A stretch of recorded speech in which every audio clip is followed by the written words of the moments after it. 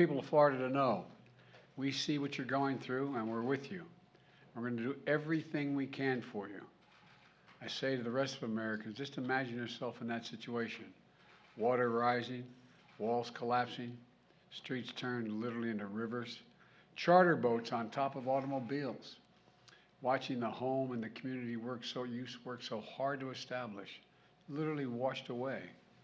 And folks across the country are now waiting to hear from parents and grandparents who live in Florida, just hoping and praying they're okay. At my direction, we pre-deployed the largest team of search and rescue experts in recent history, because so many of the rescuers need to take place now, need to be there in place now, in the water now. And the United States Coast Guard has been deployed as well. 6 fixed-wing aircraft, 18 rescue boats and crews, 16 rescue helicopters, which were in the air all day yesterday and are added again today. Working with the Defense Department, the National Guard, state and local first responders, they've rescued 117 people on the southwest Florida coast and Fort Myers and Naples so far. Just this morning, I spoke personally with the Lieutenant Commander of the Coast Guard, Christopher Hooper, who is leading the search and rescue operation there. He emphasized this is one fight, everyone working together, Coast Guard, Defense Department, Customs and Border Patrol, Florida Fish and Wildlife, local officials. They're doing everything they can to rescue people. He said, Mr. President, we will not rest at night until we know they're safe and sound. He talked about how they rescued a 94-year-old woman who had the courage to be hoisted up onto a helicopter, the wind blowing, and as well as a 1-month-old baby.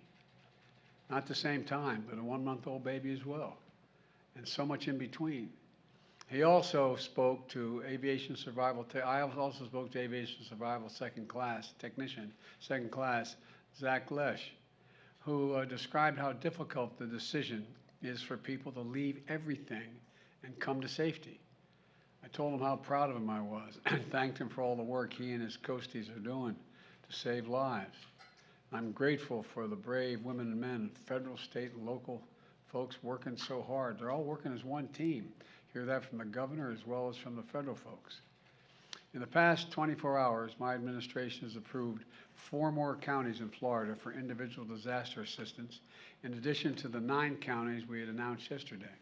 And what that means is the federal government is covering every cost, 100% of the cost, to clear the massive debris left in the wake of the hurricane in these counties. And all needs to be cleared out for communities to begin the hard work of trying to get back on their feet. That declaration also means that we will cover all the extra costs for emergency personnel who are saving lives and providing for public safety.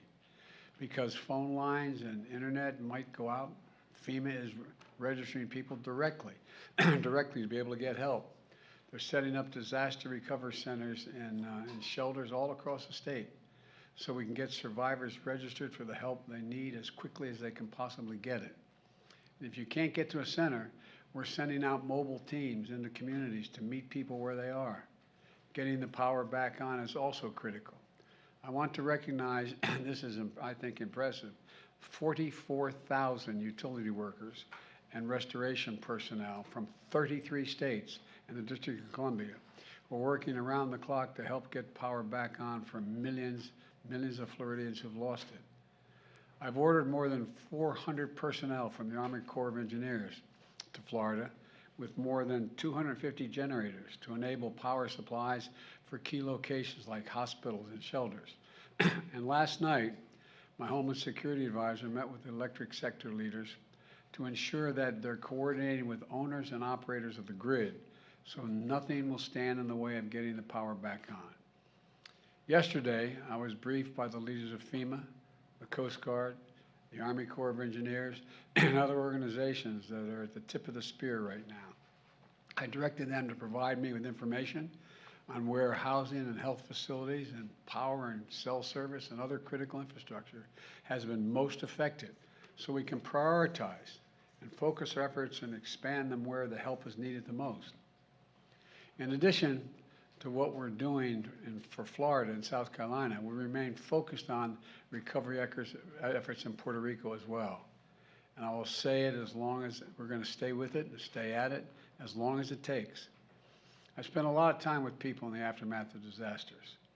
I have immense gratitude for the first responders and emergency crews who always show up no matter what.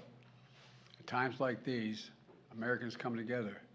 They put aside politics. They put aside division. And we come together to help each other. Because we know if it were us who just lost our homes or a loved one, we'd hope people would show up to help us as well. Red Cross volunteers as far away as Oregon and the Dakotas, and utility workers from Minnesota and Nebraska and Vermont have traveled to Florida in the past few days to help do whatever they can. That's America. That's who we are. We're going to keep doing everything we can, and we'll do it as the United States of America. So God bless all of you who are hurting. May God protect the troops and all those brave souls risking their lives and fellow Americans. I want to say one more thing.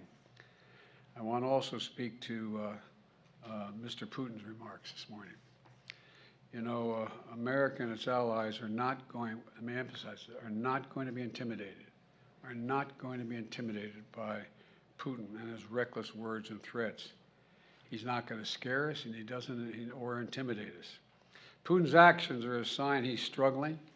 The sham referenda he carried out and this routine he put on, don't worry, it's not on there if you're looking, okay? The sham routine that he put on this morning, that's showing the unity and, you know, as people holding hands together. Well, the United States is never going to recognize this. And quite frankly, the world's not going to recognize it either. He can't seize his neighbor's territory and get away with it. It's as simple as that. And they're going to stay the course. We're going to continue to provide military equipment so that Ukraine can defend itself and its territory and its freedom, including additional resources that the Congress is going to give me today of $13 billion more to help the Ukrainians defend themselves and fight back. And we're fully prepared to defend. I want to say this again. America is fully prepared with our NATO allies to defend every single inch of NATO territory. Every single inch. So, Mr. Putin, don't misunderstand what I'm saying. Every inch. And I've been in close touch with our allies.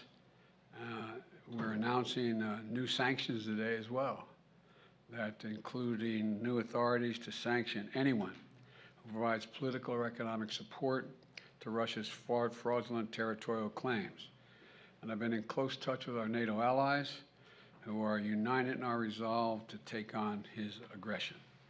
So I thank you all very much. You also asked me earlier about the pipeline, and let me say this.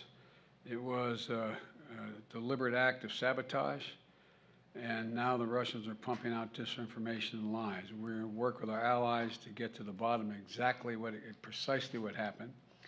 And at my direction, I've already begun to help our allies enhance the protection of this critical infrastructure. And at the appropriate moment when things calm down, we're going to be sending divers down to find out exactly what happened.